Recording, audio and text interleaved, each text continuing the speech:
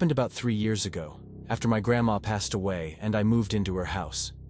Her name was Mabel, and she lived alone on a small farm out in Kansas. Not huge, but really isolated. Like the closest neighbor was a couple of miles away.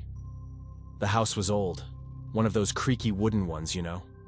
Smelled like old dust, furniture that groaned, faded rugs, and that thick country silence. I'd lost my job at the time and didn't have the money for rent. So I went out there with the excuse of organizing things, but deep down, it was really just an escape. I donated most of her stuff. I only kept a few sentimental things, like her old radio. That radio was a huge thing, dark wood, with loose knobs and a worn texture from so much use. She listened to it every day at 5 p.m. ever since I was a kid. Mostly jazz. But there was this weird thing about that radio. It only worked if it was exactly 5 o'clock in the afternoon. Before or after, nothing. Dead. Not even a light. Like it had a mind of its own. Back then I figured it was just some fault in the circuits. I don't know. But I remember it always gave me the creeps. When I moved in, I left it there in the corner of the living room, as a reminder of Grandma. But I never tried to turn it on. Until one night, something changed. The first time it played, I was sleeping on the couch. I'd been watching some stupid documentary late and passed out right there, with the TV making that static noise of a lost signal. I woke up to a dry crack, like a pop, coming from the living room. The wood in the house always creaked, but this was different. It sounded more directed, like someone had tapped the radio. I got up slowly, kind of groggy, still thinking I was dreaming. But then I heard it. An old song started playing. Jazz, slow saxophone, like the records Grandma used to listen to. Only it wasn't coming from the TV. It was coming from the back of the living room. I froze. The radio was on. Amber light glowing. The knobs were trembling slightly, like someone had just touched them. I looked at the clock on the wall. 3:02 in the morning. I stood there, heart pounding in my chest, trying to find a logical explanation. It must have been some short circuit, maybe a power surge. But the whole house was off. No Wi-Fi, no microwave, not even the clock on the stove was working, just the radio. The music stopped suddenly, dead silence. And then, what came next is what really broke me. A voice, quiet, raspy, almost whispered, but clearly human. "You came back." I turned off the radio right away. I ripped the cord out of the wall, even though it clearly wasn't plugged into anything. I stayed up all night sitting with a knife in my hand, staring at that damn thing. In the morning, of course. It seemed like I'd just freaked out. The sunlight coming in through the window, the sound of the birds, everything seemed normal. But that night, the radio spoke to me, and it wasn't the last time. After that night, I swore to myself that I was going to throw that radio away. But the next day, it was there, in the same place, intact. I could have sworn I'd left it turned around with the cord wrapped up. But now it was facing forward, like someone had carefully put it back, with care. And as much as I try to convince myself that maybe I just forgot, I know what I saw. The next night, same fear. I passed out early in the bedroom with the door locked. I woke up at 3:01 with the distant sound of the radio playing again. It was different this time. It wasn't jazz. It was a church song, slow, a distorted choir, voices that sounded like they were recorded on old tape. I went down slowly, each step creaking like it was screaming, heart pounding in my neck. The radio was playing with the light on, but now the static seemed to form. Words. "You always come back." I was shaking, but I went to it. And without touching anything, the knobs started turning on their own, switching frequencies. It seemed like it was looking for something, or someone. "Enough!" I shouted. I turned everything off again, unplugged it. I put it in a trash bag, took it to the barn in the back, and threw it in there. I closed it with a chain, locked it. But that same night, at 3:03 in the morning, the sound came back. and it was coming from inside the house. I went to the living room, nothing. I went to the kitchen, empty. Only when I got to my bedroom did I feel the chill down my spine. The radio was there, next to the bed. At that moment I froze. I swear on everything that is holy, I froze. My feet were glued to the floor. The radio was there. No cord, no outlet, just it. With that amber light pulsing slowly, like an eye breathing. The music was low, almost a whisper. But the voice was clear now. Clear, like someone was on the other end of the line. Like it was live. You came back to me. You don't need to run anymore. That wasn't a recording. It was like someone was talking directly to me. And the most disturbing thing, the voice was my grandma's. But something was wrong. It was her tone, yes, but slurred, almost rotten, like it was coming from underwater. You left me alone. You locked the radio, I screamed. I screamed like a child. I almost fell backwards. I ran out of the room, stumbling in the hallway. I grabbed the car key, put the radio in a box, and sped outside. I almost crashed the car trying to get to the dump in the nearest town. I threw the radio into a metal dumpster, locked it, and swore I would never go back to that house. But on the way back, my phone rang. Unknown number.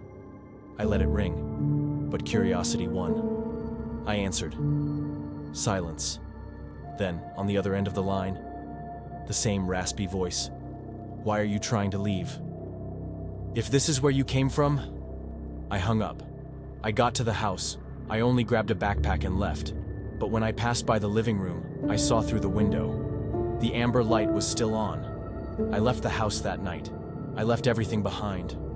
I didn't even look back as I drove.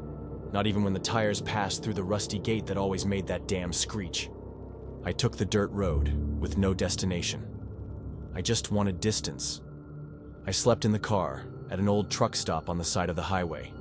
The next day, I went straight to my friend Daniel's house. He'd known me since I was a kid. He knew about Grandma Mabel. He knew about the house. But when I told him everything, he just stared at me.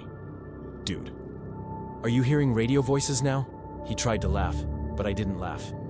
It was her voice, and she knew things that nobody knew. She knew I locked the barn. She called me man. He got serious. Man, your grandma. She's had that radio in that house forever. But the last time that thing worked was when her dad died. That was in the 60s.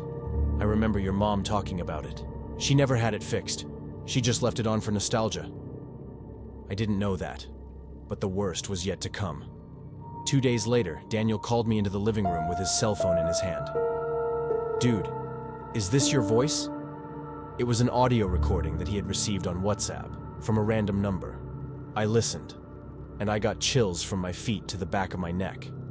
It was my voice, but with that same raspy effect, almost metallic.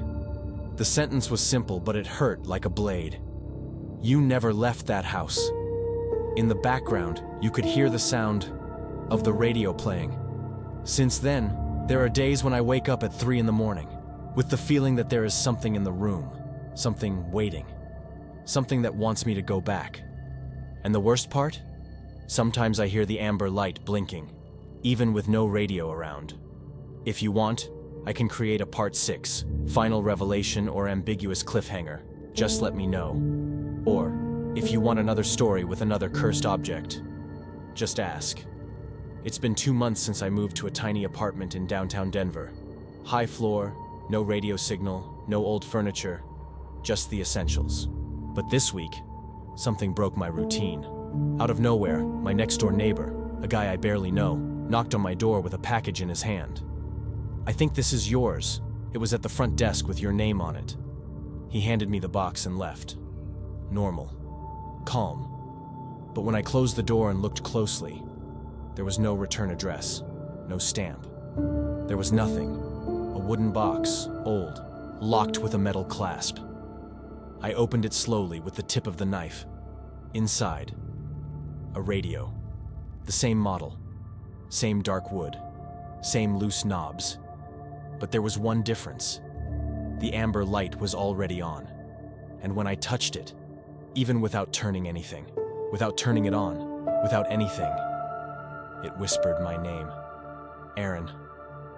My grandma called me that when I was little. Nobody else. Only her. But it was what came next that froze me. You only thought. You left. Now it's in the corner of the living room. I tried to throw it away. But every night it appears again. And always at 3 in the morning, I wake up to that muffled sound. Like someone is breathing from inside the box. I don't know if this is an echo of the past, or if I'm already living inside the radio. But if you're listening to this story, turn yours off too, before it starts calling you by name.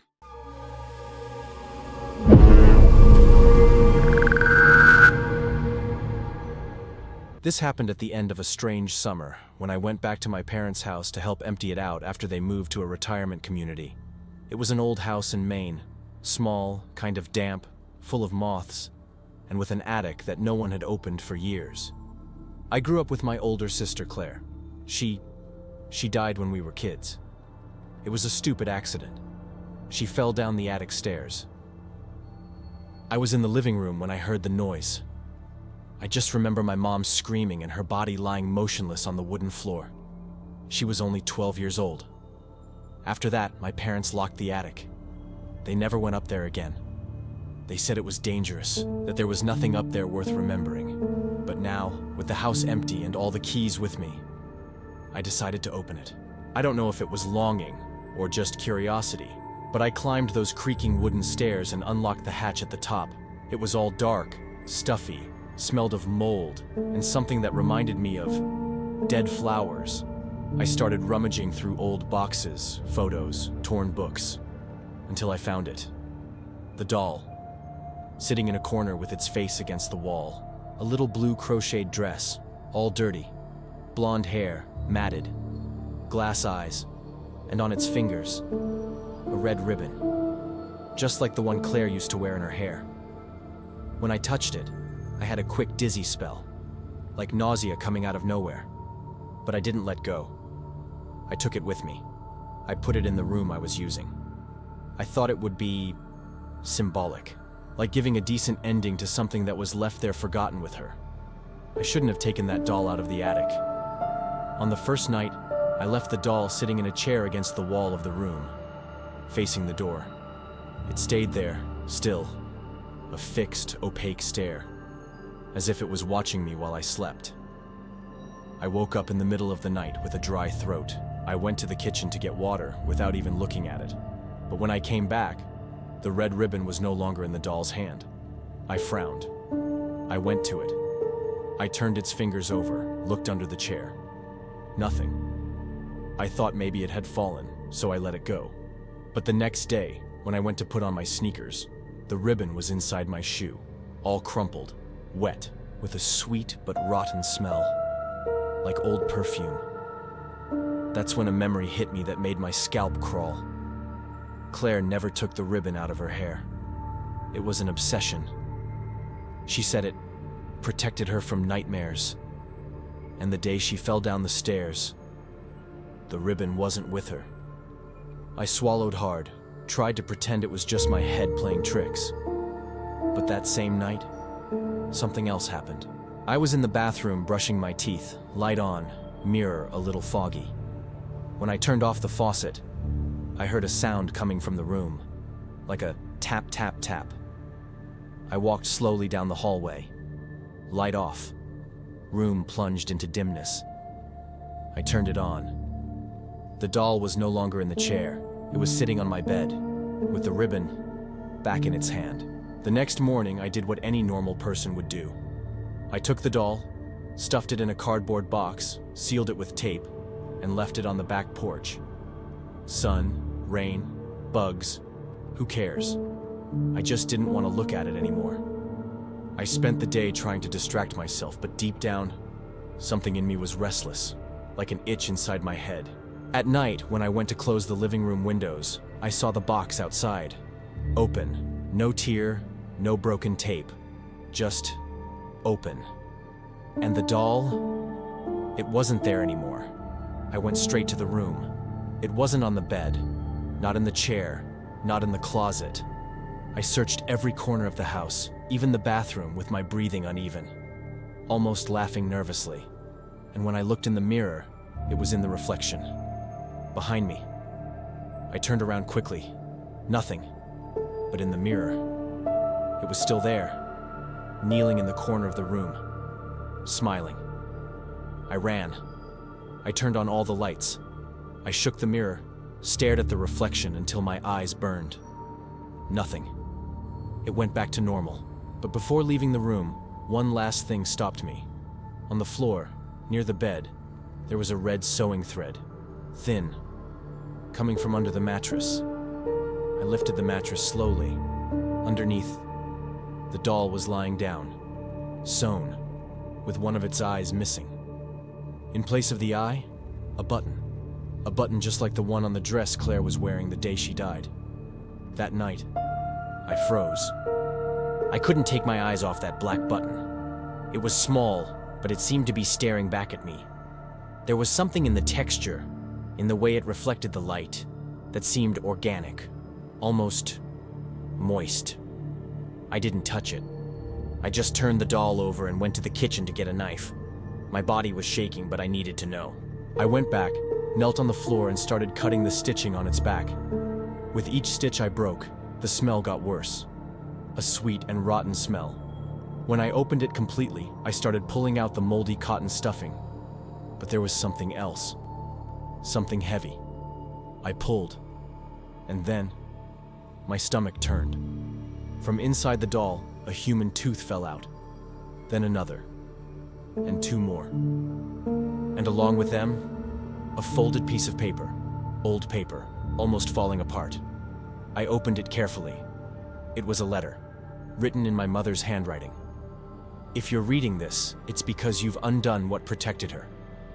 The doll holds what's left of Claire. She didn't want to go. She doesn't accept it. She never accepted it. Don't let her out of the attic. Never. I threw the doll on the floor, moved away, trembling from head to toe. And then, I heard it. A step. Up there. In the attic. Then another. And another. Someone was walking up there. But I was alone. The whole house empty. At least, that's what I thought. I didn't think. I just ran. I climbed the stairs with the knife still in my hand, heart racing, the letter trembling in my pocket. Each step creaked too loudly, as if the house was screaming for me to go back. But when I got to the top, the attic door was open, wide open, and from up there came a muffled sound, like a child's cry. It almost didn't sound human. There was something hollow in that sound, as if someone was trying to imitate a child. "Claire!" My voice came out trembling, almost a whisper. Nothing, just the crying, and a slight dragging of something on the wooden floor. I took the flashlight from my cell phone and went up. The attic was different. The boxes were all turned over, the old toys scattered as if someone had rummaged through everything in anger. And in the center, the doll, sitting, with the red ribbon now tied around its own neck, and next to it, my reflection. Not in a mirror, but in the glass eyes, in both of them. There, reflected, I saw myself, but with the red ribbon in my hair.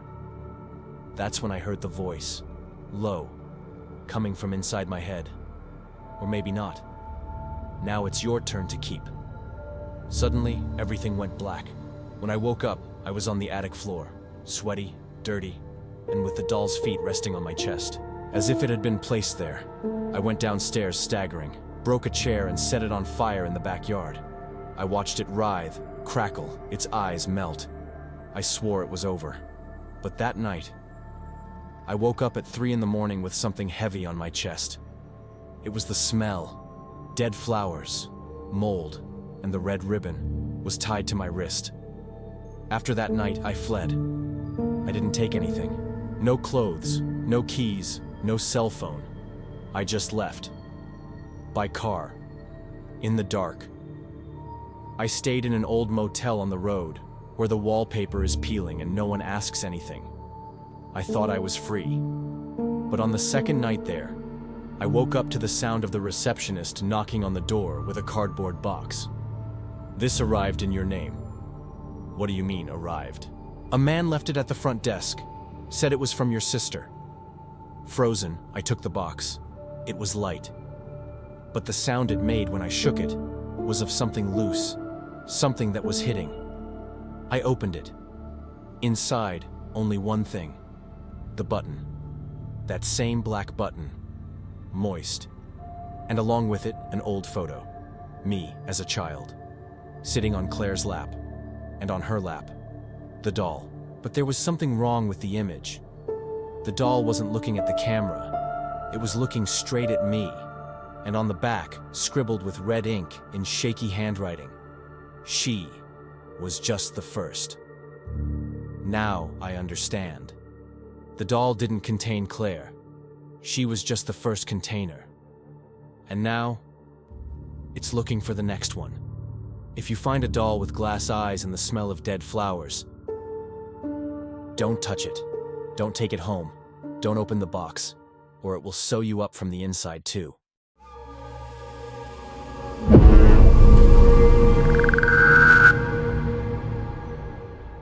I never wanted anything from my grandmother's house. When she died, the rest of the family gathered to divide her belongings. But me, I just wanted to leave. That house had a heavy energy, too silent. But there was one thing that held me back. A mirror. It was in her bedroom, right in front of the bed. A golden frame, all ornate and old. Those pieces of wood that look like they'll crumble if you breathe too hard near them. It always bothered me, since I was a kid. Not because it was ugly. On the contrary, it was beautiful. But because it didn't seem like a mirror. Like, sometimes I'd walk past it and not see myself properly. Or I'd see something in the background of the reflection. A curtain moving when everything was still. A shadow where there was no window. Grandma used to say that the mirror belonged to her mother, and her mother's mother too. That it held the memories of the house. Old lady nonsense, I thought. But on the day we went to empty everything out, I just couldn't leave the mirror behind. I can't explain it. I felt like it wanted me there. I took it with me. I put it in my apartment, leaning against the wall in the hallway. Didn't even hang it up. Just left it in the corner. For the first few days, it seemed normal. Until, one morning, I woke up and noticed something that chilled me to the bone. My bedroom door was open, and at the end of the hallway, the light from the mirror was on. But I hadn't left any lights on. I got up slowly, trying to rationalize. Maybe it was the light from the street lamp outside, the reflection of a passing car. I went to the hallway, still with my heart pounding in my throat. But what I saw in the mirror froze me. The living room was lit up, in the reflection. But when I turned to look directly, the living room was dark. I looked back at the mirror. Light on. I looked straight ahead. Dark. Light. Dark. Light. Dark. I stood there for a good few minutes, completely frozen, until something moved in the reflection, a figure, passing through the living room, slowly, with shuffling steps. I turned around instantly. Nothing. Absolute silence. Only the sound of my breathing, which was now gasping. I looked at the mirror again. The figure was still there, but now, standing still, in the doorway of the living room. It looked like a woman, tall, thin, wearing an old stained dress, long wet hair. And then I realized, she wasn't looking at the living room. She was looking straight into the mirror, and smiling. I froze. My feet were like ice. And for a second, her smile widened in an impossible way, almost tearing her face apart. I ran, slammed the bedroom door, locked it, and through the crack under the door, I swear on everything, I saw her shadow pass by. I spent the rest of the night sitting in the corner of the room with the light on and the door locked. I didn't sleep, not for a second. When dawn broke, I went to the hallway. The mirror was in the same place. No light, no strange reflection. Just the hallway. The living room, as it should be. But the frame was damp. I ran my finger over it. It was as if someone had left a wet hand there. And the weirdest thing? There was a fingerprint, right in the center of the glass, but on the inside. That hurt me in a place I can't even describe. A feeling of, this isn't possible, mixed with, you shouldn't be seeing this. I tried to cover the mirror with a sheet. I secured it with tape. But at night, the sheet had fallen off. And more, the mirror no longer showed what was in my house. It showed another place, an old room made of dark wood, with an iron bed, and a woman sitting with her back to me, combing her hair, the same one with the smile. I stood watching, paralyzed, until she stopped combing, and with her head still turned away, she spoke. "You remember me, don't you?" The voice came out muffled, as if the glass was vibrating with the words. I backed away, stumbled in the hallway, hit my shoulder on the wall. The image disappeared. Now it was just me in the reflection, gasping, scared. But when I got close again, there was a sentence written on the glass, as if with a finger dirty with dirt. "No one has ever looked at me for as long as you have." I decided to end this. I grabbed a blanket, wrapped the entire mirror in it, carried it to the laundry area, and left it leaning between the sink and the wall. The idea was simple. The next day I was going to take it somewhere, sell it, donate it, break it, anything. I just needed to get through one more night. But of course, it wasn't just another night. I woke up to a dry noise, like a loud crack of wood splitting. I jumped up. The house was dark, but the sound came from behind. Hallway. The blanket was on the floor, and the mirror, standing up, alone, leaning against the living room wall, as if it had walked there. I approached slowly with my hands sweating, and when I looked at the reflection, it wasn't my house anymore. It was a narrow, dark room, full of old photos pinned to the wall with pins. Photos of me, sleeping, eating, in the bathroom. Photos I never took, and in the background of the image, that woman. Again, but now closer, behind me. I turned around in the reflection. She didn't move. I turned around for real, and I felt her breath on my neck. Warm, slow. Her voice touched my ear without leaving the glass. "You've spent too much time on this side." I tried to run, but my vision went dark for a second. Everything spun, and in the mirror, I saw my own body standing still, staring at the glass. And in the reflection, I was inside the other room, trapped, in her place. When I came to, the world was too silent, as if everything had been muffled with cotton. I looked around. It wasn't my living room. The floor was made of old wood, the walls covered in torn floral wallpaper, smell of damp, and the mirror. The mirror was now in front of me, embedded in the wall. But on the other side, on the outside, I could see my apartment, my house. And I saw him, my body, standing still, breathing, walking slowly through the house, as if he were testing. His reflection moved differently, not exactly out of sync, but with too much intention, as if he knew he was being watched, as if he was showing himself to me. I banged on the glass. I screamed. Nothing. And that's when I realized the mirror no longer reflects. Now it shows the side where you want it to be. But whoever crosses doesn't come back. I stayed there for hours, maybe days. I don't know. Time is strange here. Sometimes at night, I see his reflection looking at me. He gets very close to the mirror, smiles, and says, "No one will notice the difference. But thank you for looking for so long." The last time, he waved, and behind him, I saw the mirror frame being covered with a sheet. Now it's all dark, but you can still hear footsteps in the house that used to be mine. His voice using mine, living. If you ever find an old mirror with a golden frame and a reflection that's too deep, don't stare for too long. Because if you look, it will also look back, and it might like what it sees.